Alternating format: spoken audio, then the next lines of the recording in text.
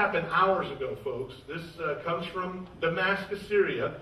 Syria and Lebanon formally established diplomatic ties on Wednesday for the first time since independence 60 years ago, turning a new page in the relations between Beirut and its powerful neighbor. You say, well, what's that got to do with anything? Well, Syria is going to be a strategic place to keep your eye on, because we know, if you were here the other night when we were doing the statue and we were talking about how Daniel had the dreams and they were beast forms. Well, the Grecian Empire, which represented by the brass, in David's dream, it was a leopard-looking beast with wings on it. And come to find out, when Napoleon died, his kingdom was divided into 4 areas.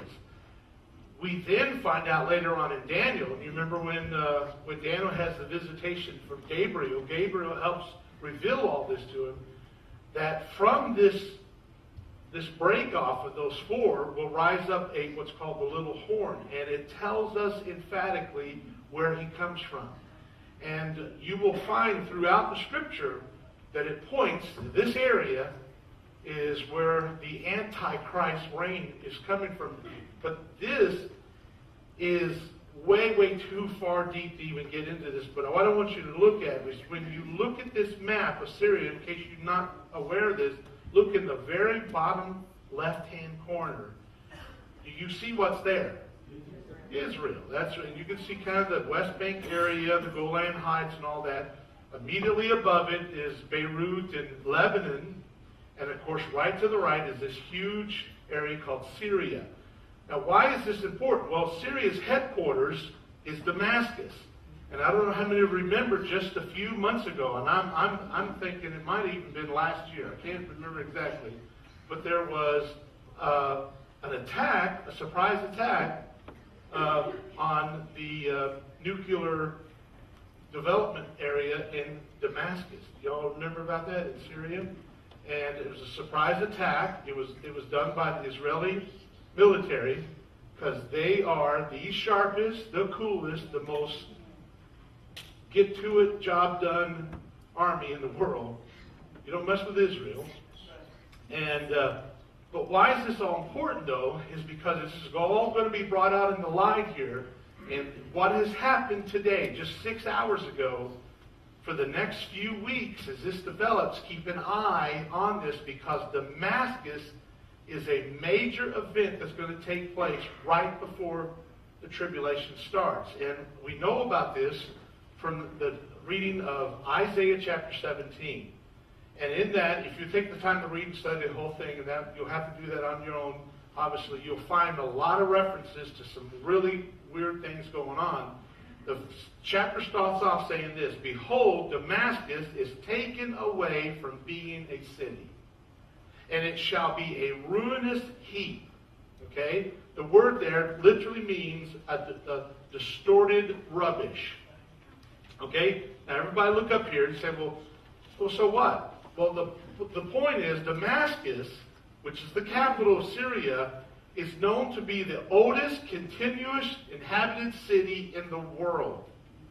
It has never yet been, as the passage we just read said, taken away from being a city. In other words, this is the longest inhabited city known to mankind.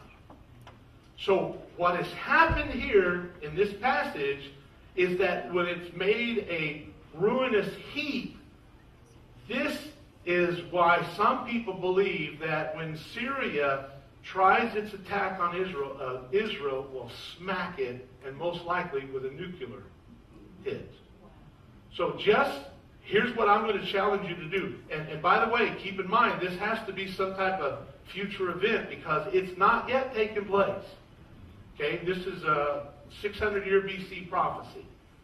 And most of these prophecies that deal with the tribulation and some of this stuff are from the Old Testament, are all around 2,600 years old. Now, so here's what I'm going to challenge you to do.